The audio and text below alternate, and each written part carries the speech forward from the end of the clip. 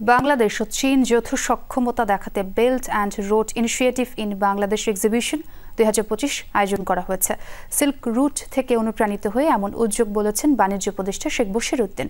সকালে রাজধানীর আইসিসিবিতে আয়োজিত প্রদর্শনীর উদ্বোধনী অনুষ্ঠানে কথা বলেন তিনি। বাণিজ্য উপদেষ্টা আরও বলেন, তৈরি পোশাক সহ অনেক ক্ষেত্রে এগিয়ে বাংলাদেশ। বাংলাদেশে চীনের বিনিয়োগ 300% বেড়েছে উল্লেখ করে উপদেষ্টা বলেন, নিজেদের দুর্বলতা খুঁজে বের করতে হবে, অভিজ্ঞতা বিনিময়ের মাধ্যমে এগিয়ে যেতে হবে। উৎপাদন ও প্যাকেজিংয়ে চীনের অভিজ্ঞতা কাজে লাগাতে পারলে এগিয়ে যাওয়ার সুযোগ আছে। বশির উদ্দিন আরও বলেন, বছরে বাংলাদেশের সড়ক দুর্ঘটনায় যে পরিমাণ মানুষ মারা যায় সেটি ভয়াবহ। এক্ষেত্রে সড়ক অবকাঠামো উন্নয়ন ও পরিবহন ব্যবস্থা উন্নত করতে হবে। উপদেষ্টা আরও জানান, ট্যারিফ ইস্যুতে রোববার ঢাকায় আসছে যুক্তরাষ্ট্র সরকারের একটি প্রতিনিধি দল।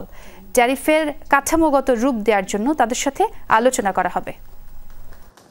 যৌথ সক্ষমতা এবং আমাদের পরস্পরের যে collaboration and cooperation, that is the whole idea of BRI, the belt and road initiative, যেটা প্রাচীন যে আমাদের যে সিল্ক রুট ছিল ওখান থেকে অনুপ্রাণিত হয়ে এই জিনিসটা যে ট্রেড এবং ইনভেস্টমেন্টকে সংযোগ করার উদ্দেশ্যে আমাদের এই ধরনের উদ্যোগ, যারা আমাদের চাইনিজ বিনিয়োগকে সফল করার উদ্দেশ্যে বিভিন্ন রকমের সেবা প্রদান করবে।